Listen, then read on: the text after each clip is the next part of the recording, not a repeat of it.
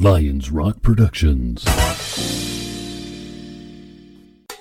This is Jay Moore. This is Greg Cruz. This is Bryce Vine. This is Dexter from The Offspring. This is Nathan This East. is Sebastian Younger. This is Daryl. This is Stuart Copeland. This is Mick Gillette. This is Andy Summit. This is Dr. Bob Greenberg. This is Gabby Reese. This is Rob Bell. Hey, this is John Leon Guerrero. Hey, and this is Pete A. Turner. Hey, this is Michale Graves, and you're listening to The Break It Down Show. And now, The Break It Down Show with John Leon Guerrero and Pete A. Turner. Yeah, man, we're stoked to be talking to Michale Graves, who got what many people would consider the greatest job you could possibly get at age 19 or 20, I believe, when you became the singer for the Misfits. And you landed that gig at age 19 or 20, right? Yeah, I was 20 when I joined the band. Since then, Michale has recorded well over 20 albums.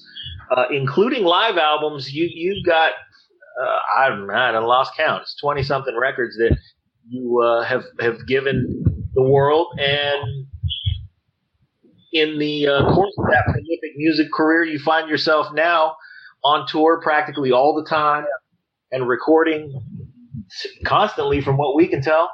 What are you doing right now? In the past couple of years, the past 5 or 6 years, I've released at least a dozen records, videos, and a lot of material. And now the past 2 years, I've really dedicated myself to getting back out on the road and performing and trying to and developing my stage show and working on really making it more dynamic, more physical, and much more theatrical, and as big as I can possibly make it. I should say, in terms of quality, you're driving along the southern border of California, Arizona, so we may have a little bit of dropouts for the audience when the show plays. I'll do my best to clean it up, but you are down there in the desert, deep in between nothing and nothing else. So it's the fact that we can talk to you from the road is pretty incredible. Well, I appreciate your patience.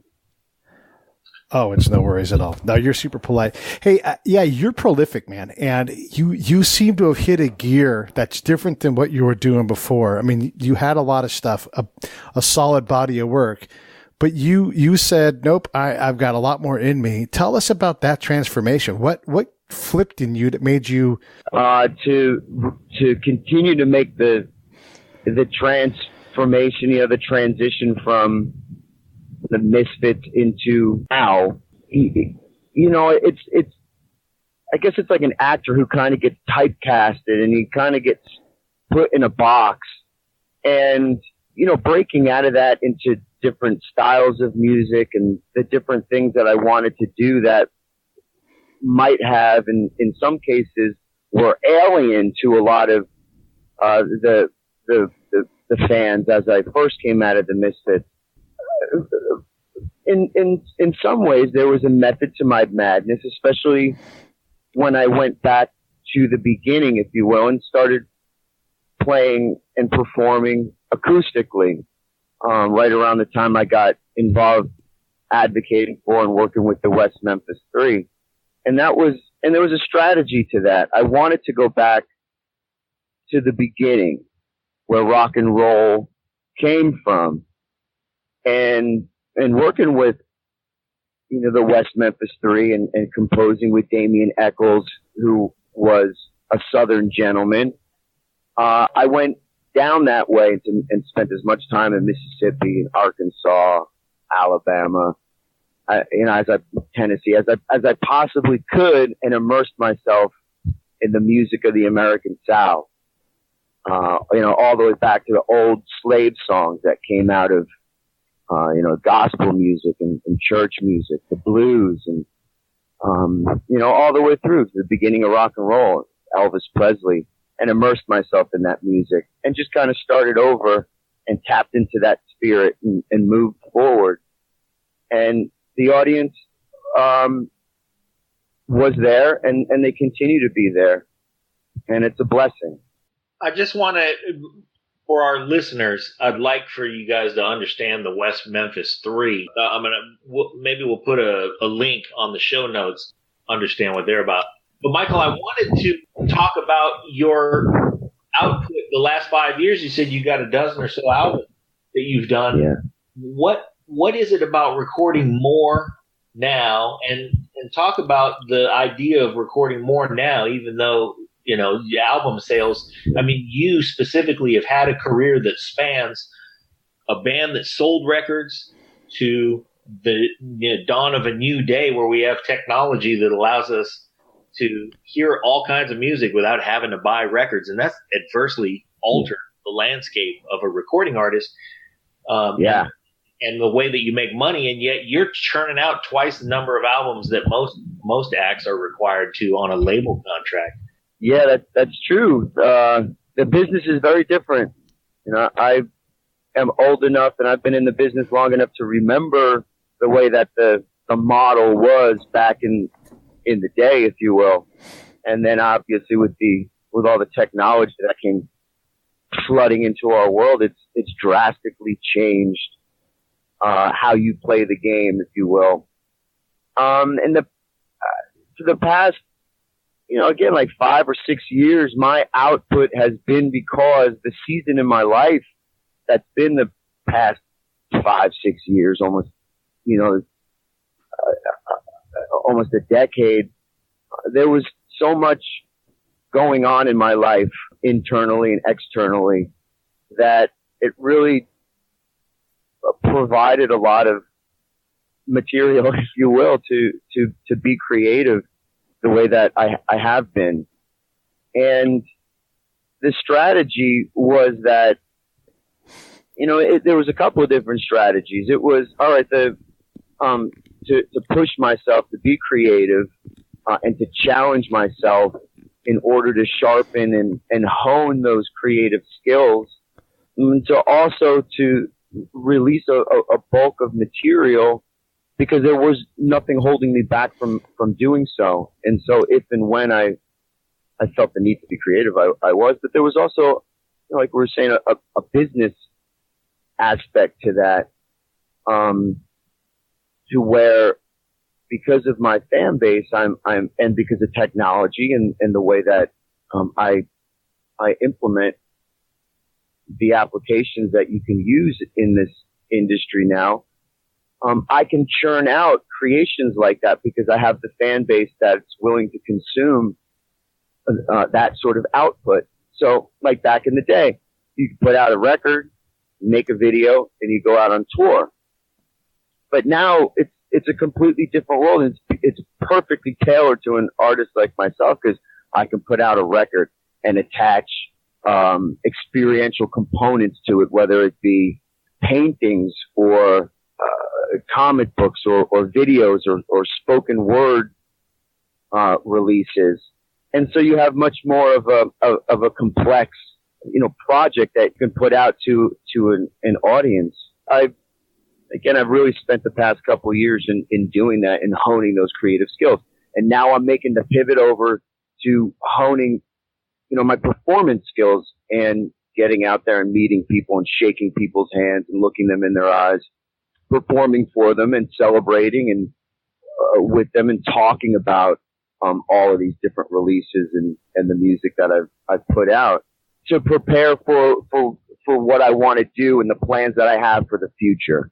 When you talk about your plans for the future and you look back over your significant transformation from the Misfits days to where you're at now, the freedom that you have, what I don't want to say limits, but what corrals your freedom so that you're going in a direction that makes sense to you artistically? Or do you have any kind of gate at all? Are you not worried about that in this point in your career? You know, the only thing that holds me back from creativity is just having the capital to fund the projects that I have in my mind. However, I have great faith in my destiny and my future, and I know that those things are coming. I absolutely know that those things are coming. So in the meantime, you know, the world is working on me, preparing me for when I when I do get to that point in my career.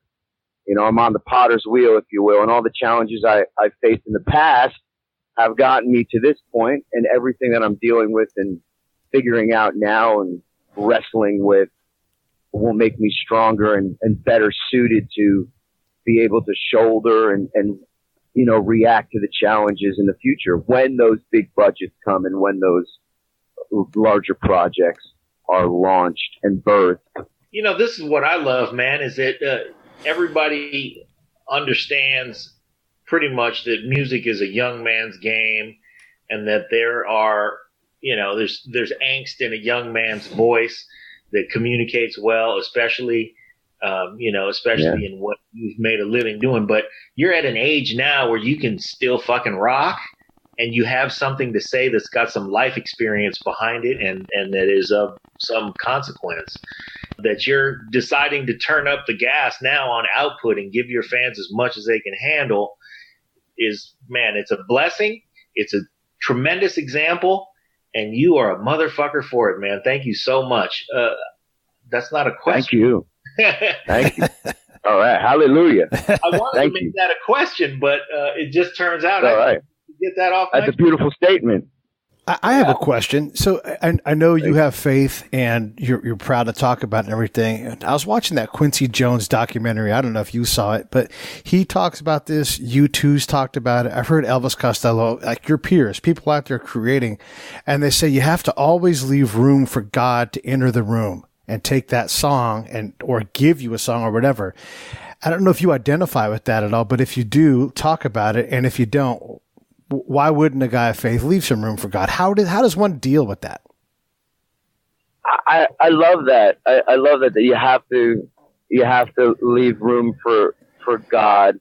And I think that when you see artists like that, you know, Quincy Jones, who has so much experience behind him, you know, they're talking about that magic in music, the you know, the part that transcends the physical, and you know, what causes you to dance. It gets inside you, and it, you know, and it animates your spirit to move. I think that to truly understand that inherent nature in music, you have to leave room for God and understand that that's where that comes from. You know, the spirit, and that's what animates people, and that's what people feel in their heart and their soul, and that's the connection that's made. You know, it's a very human connection, and truly that's God. And I keep God first place, and I leave as much room for him as I possibly can. What does that mean on a practical level when you're recording? I mean, when you're, you know, writing and recording songs, I know it's probably something that is, however many thousand songs you've written by now, is not something that you consciously do. It's just something that is a part of your process that's inherent to how you've grown as an artist. But on a practical level, what does it mean to make room? Because I don't think that it's just that you're making room for God's statement or message or whatever, but there's something about the magic of music where you leave room for the divine. How would you practically describe leaving room?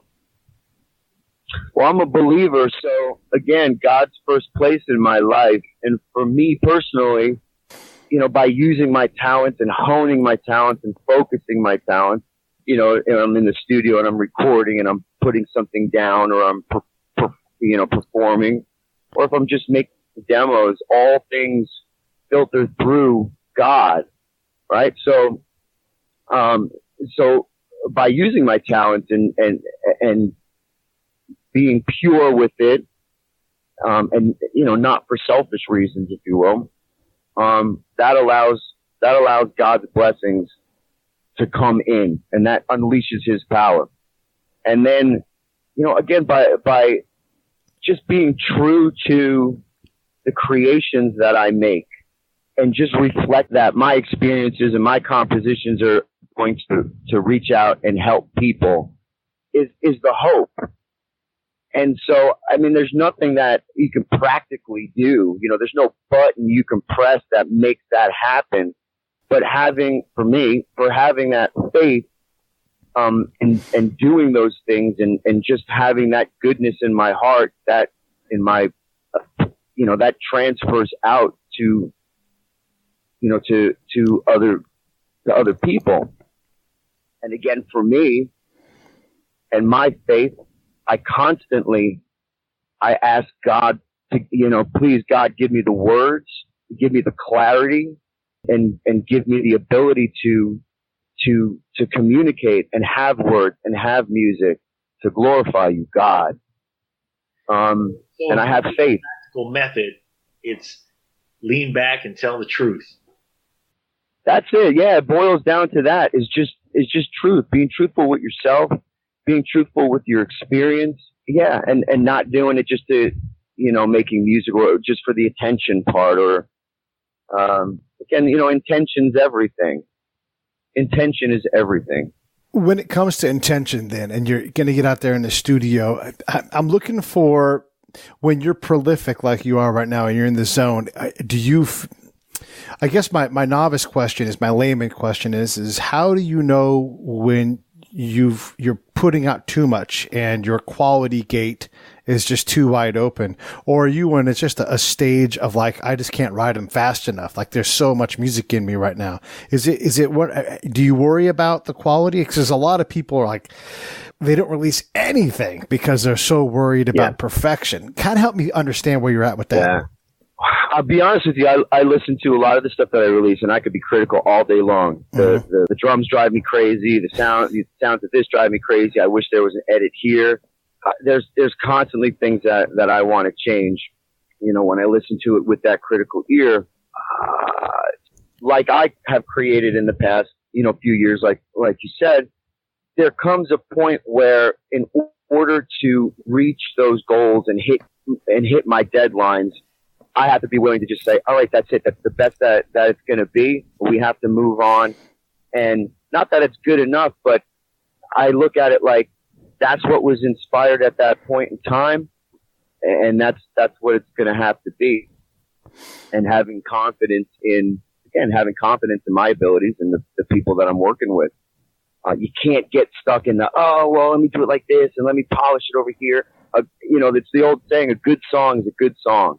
Yeah. If you record it on a little recorder or you record it at Sun Studios, it's going to transfer that message, that spirit that's needed. And so, yeah. And then there's always, and again, one of the beautiful things about having the liberty that I have, because I'm in control of everything that I do, is the ability to then, I have this huge body of music. I can always go back one day and sit at Sun Studios and have the time to really hone in and bring these songs out the way that perhaps they can be. I get the message, Pete. This is Michael. This is Pete sending me a message. This is Pete saying, hey, you love Michale Graves. I'm going to get him to tell you need to quit being so dang precious with everything. Because he and I arm wrestle over this all the time. I'm like, no, man, that show's not ready. You got to go back to the editing, boot up some of that stuff to try and get that noise out of there. And he's like, look, man, the noise is just part of what was going on while we were having this meaningful debate. Let it go. And I'm like, no, let it. So I don't know if it was subconscious or if it was conscious. But it doesn't matter. What I'm learning from this statement that you just made is that sometimes it's the content's in the ability, and like you said before, if you're telling the truth, and how much polish you put on the truth is okay sometimes, but sometimes you got to let it go. Yeah, sometimes you just have to go in and record. I made Chuck Trace and I got into the studio, and a week later we had what's now called, the World Turned Upside Down. I actually recorded The World Turned Upside Down, all the music, all the vocals, everything mixed and done, as well as the acoustic record with the same song. So it's like, it's like guerrilla recording. I go in a week, do 2 records. Yeah, that's super fast. Yeah. Tell us about the acoustic record. I really love doing the acoustic records and performing that way because it's such a, you know, there's nothing to hide behind. It's a way to really, you know, show off what I can do as far as a performer, as far as a musician, but also, you know, people that have never heard acoustic music before, when they experience it, they're blown away because, again, it's so simple. It's so simple and organic. It's just, you know, it's just a guitar, just a piece of wood with some strings over it. And, you know, the way that I'm able to communicate and transfer emotion through my voice, it's this incredible experience for people. And I love being the vehicle for that. I love being able to feel people's energy when I know I got them, when I know that I'm inside them. And so it's prolific. I love performing that way. I love it. Man, I love that you've gotten to a point musically where you're, as much as everything that you've given us has always been raw and really, you know, straight to the emotion and straight to the meaning. You're still trying to peel back and more truthful and more naked about it. Absolutely. Yeah, as an artist that has had as much work out there as you have, man, that blows me away. I'm really happy to hear. Appreciate it. That's what the journey is for you. It isn't just a hunt for, you know, more commercial success, a wider audience. Although, man, you've been on the road and you've been touring hard. Yeah. And I get the payoff for me is something that I do and my band does after every single show. Pretty much right after we're done playing, we walk off the stage and I go and I stand in front of my merch booth and I meet everybody that wants to meet me and I shake their hands and we hug. There's lots of hugs and people tell me the stories about how all this music connects to their lives. I hear a lot of profound stories and people that they just come and they open up to me and it's amazing. And so that makes it all worthwhile. And as I've started to tailor the message and sort of click it to a more of a positive message, a victorious message of lifting people up, whether that's in the imagery or the way that we're, you know, the names of the tours, everything is tweaked to that. Like, for example, there's never going to be a Michale Graves tour that, you know, the name of it is going to be Lonely and Straight to the Depths of Hell. Not because it's a reference to hell, but because the people respond to our positivity. People respond to that. Let's just come out and see us and have a good time and party with us. And so once we tweak that message and we're positive, it's a message of victory and uplifting people, and it's changed everything. And people respond to that instead of the opposite where it's, oh, boo-hoo me, everything sucks, this world is broken. And it's the opposite of that. No, I can appreciate that. By the way, if you guys want to check out Michael's tour dates coming up, he's going to be all over Europe. And listen, I know there's a lot of Break It Down show fans in Europe, so Michael will be coming to your area soon. So official michaelgraves.com, everything's there. You can buy merch, you can check out what albums are out there, and there's a lot of great stuff. Indeed. For sure. And really, seriously, like if you think Michale Graves is the Misfits guy, he is. But he's also so much more, and it's a real depth to your lyrics. And I'm wondering, well, first off, let's just understand, you definitely have a U2 influence, which sings to my heart because U2 sings to me. But like when I watch the video for I Can Feel Heaven, I see a lot of Joshua Tree era U2 in that song and everything. Yes. Okay, I'm going to shut up and let you talk about that. Well, it's amazing that you see that because the Joshua Tree was definitely a record that I love. It's certainly one of my favorite records, and also being a fan of the band during that time, there was a real transformation in the band's music and just for them as well, as they were really starting to gain popularity and they came over to America and they were really digging into what America was and touring in the American South. And there was just like this epiphany. It seemed that it opened up their eyes in such an amazing way to America and to the spirit of America and the songs and the art and the culture. And that just flooded into what those guys were doing, and it propelled them forward. And, you know, I related to it, and I loved hearing and seeing Bono talk about his faith and how it influenced his music, and how he balanced, you know, faith with family and keeping the band together, and just all those elements of that time were intriguing to me. And I was a young man as well with all sorts of rock and roll dreams. So it really spoke to me. I love that record. Yeah, I want to say that you are right now as we record this, because this is going to be our Halloween episode. I think it's only natural that you provide our Halloween episode. But right now you're on the road on the way to Club Red in Mesa, Arizona. By the time we post this, the Green Room in Flagstaff, the Beauty Bar in Las Vegas, the Ice House in Murray, Utah. The information on all your tour dates is on your website, like Pete said, officialmichaelgraves.com. But you'll be, as we record this, just about to play Herman's Hideaway in Denver, Colorado. But everybody, you can get tickets right on the website. Go to Michael Graves, officialmichaelgraves.com, and click on the tour dates button. When Joshua Tree came out, you must have been like right in the beginning of your high school career. Is that right? Yeah. Yep. I'm 42. So yeah, right before high school.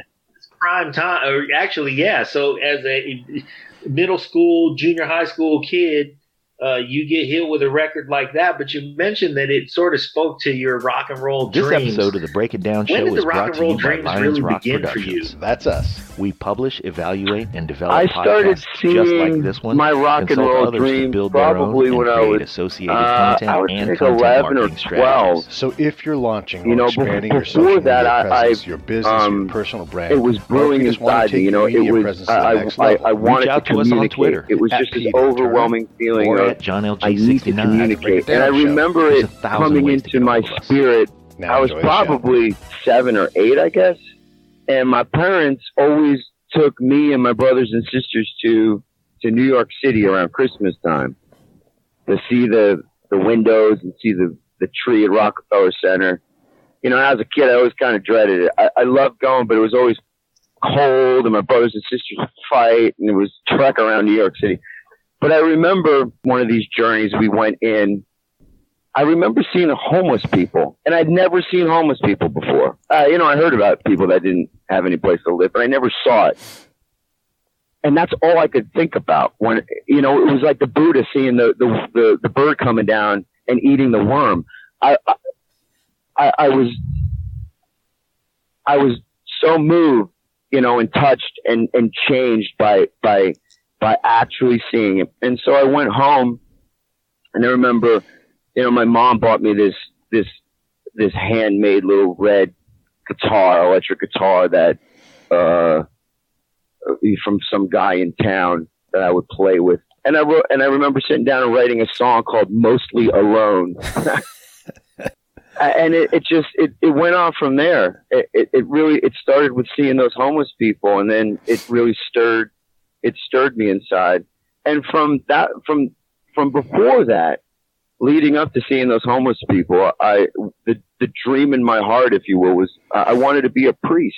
I wanted to be a pastor. You know, I wanted to be a man of God, and you know, go out and travel the world and talk to people about God.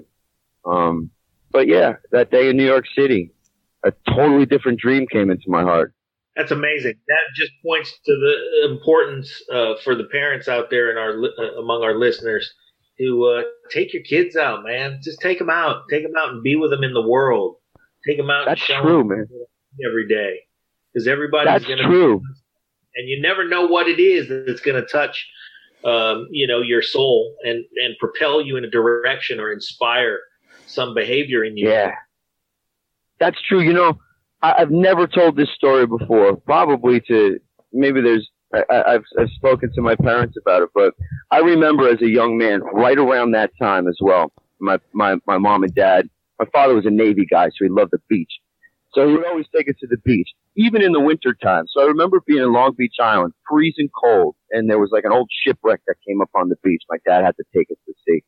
I was building something on the beach, and I overheard my mom and dad talking about me. And I heard my mom say to my father, "We never have to worry about this one. He's going to grow up and be an artist." And that stuck with, that gave me more courage and confidence than I could ever explain. And I was very, very young. And I that just, again, as well transformed me. So yeah, the message to all the parents, our children, I have 3 children. Our children are always listening to us. It's little things like that. You never know when you're going to inspire and change their life. Yeah, that's fantastic. Let's talk a little bit about that inspiration and that artist in you, because when going way back to when you first got together with the Misfits and as a band, you were saying on one of the other interviews, there's so many interviews, you guys should really go out and check. And we're kind of purposely taking Michael in a different direction because there is so much stuff out there already. When you say I don't tell this story very often, I love that. But you talk about how you became the songwriter. This is an established band with pros already in it. You're this young kid. Yeah. What about your talents? Yeah. I mean, they recognized it. They didn't have to do that. Tell us about how, like, that's somebody else realizing your gift beyond you. Of course, you think you can do it because what an 18-year-old kid doesn't think. But talk a little bit about your realization of what it meant to have your peers acknowledge your gift. I have to attribute a lot of that part of my life and me being lifted up, to everybody in that band, but especially Doyle and Chud in the beginning. Once I was brought into the band, Doyle was very, very protective of me, and Chud was very nurturing, if you will, to helping me craft songs and keep my mind right. Chud would always say, "Listen, all these people are going to be asking you 100 questions, and you don't say anything until you're 100% certain you know what you want to say." And we used to laugh, and we used to say, like Bob Dylan says, you have to know your song well before you start singing. And so those guys, Doyle and Jerry, Doyle and Chud especially, really saw that I was able to write solid songs, and like I said, I was confident in my abilities and what I could do, but to have those guys, to have Doyle and Chud, and Jerry at times, but to have those guys really recognize that talent, really drove home that, hey, I am good. I think I can do this. And once they gave that cover, once I had that cover by them, I was off and running. No, that's really neat to hear that you were, I guess mentored, I guess is the best way to say it, because these guys did have something and recognized it in you. And didn't just, like you had said that, like Doyle kind of taught you like how to feed your body for the road, because being on the road, man, it's tough. I've lived out of a bag and in questionable living situations before, because that's just what my job required. But you have to take care of yourself at all times and have someone out there looking out for you in that way. That's a powerful thing. It was really difficult for me in the beginning. I was sick all the time. I was the skinny dude. I was burning, hundreds upon hundreds of calories a night. It was rough. When we were in the States, I'd have oxygen tank. I would need oxygen after the show. Damn. It was rough. And all the way through, every time I was broken and beaten, Doyle would be there or Chud would be there, and they would get me on my feet, and they would make me stand on my feet and never allow me to give up, and never allow, the pain and what was coming on me to overtake me. And it was always, we're going to get him tomorrow. That is so good. Mm-hmm. That is so good. To hear veteran musicians in a band like Misfits recognize a young talent and give it room and nurture the talent and allow you the space to grow and the responsibility was, first of all, some tremendous foresight, and second of all was the right move to allow you to develop as an artist in the long term. I feel like I've been spending this episode, and hit me on the back of the head if I have, Pete, but spending this entire episode washing everybody's balls, but this is such a great story, man. It's really inspiring to see that the band was able to see that in you and to give you the room for it and to let it happen. And that you took the reins and said, all right, I got it. Put it on my back. Well, let's go. Absolutely. What are the questions? Absolutely. So we do a thing called an album fight, and this is this crazy format. And if you ever want to do one, of course, you're invited. But we take two different pieces of work, two different albums. We'll say we've done Joshua Tree, and it's got, I think, 11 tracks. And then you put it up against something else. We did Octoon Baby and put it up against Nirvana Nevermind. So round one is track one versus track one, track two versus track two. And you evaluate each round and you judge it, right? And what we're learning about in doing these things is that the depth of the lyrics often matters, unless the song's a groove-based song. Yeah. And then the words are subservient to the groove. But we also, and so in the Octoon Baby versus Nevermind, we had Kurt Cobain's kind of junior, unseasoned lyrics that were oftentimes, frankly, not that great versus an established master band and master wordsmith. And as great as Nirvana is, it didn't hold up. What are your thoughts in terms of your ability to put together songs? Are you still getting better? Is it hard to find the place where the magic happens? Are you better but less likely to hit? Because it is harder as you get older and people become familiar with your work for you to find exit velocity on songs where people are like, this song is incredible. Talk a little bit about how you see that. I think I'm just getting started. Nice. I really think that I have improved and I continue to improve my writing skills.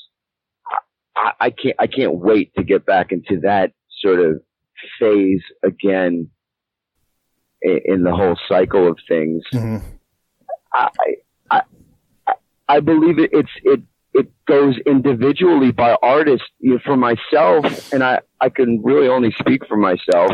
Right. As life seasons me and as I continue on this crazy journey that I'm on, I'm continually inspired by all things.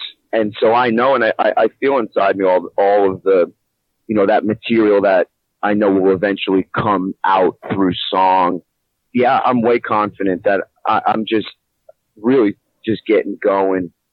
So, I'm working all the time, right? Yeah. And I think that,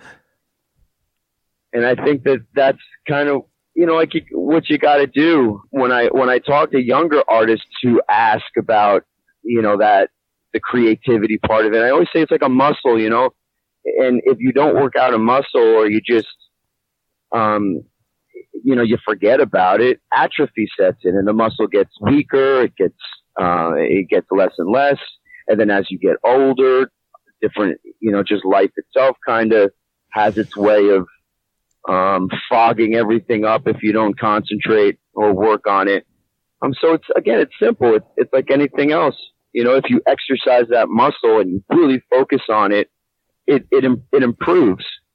I got 1.5 miles till I get to a checkpoint here. We're about done.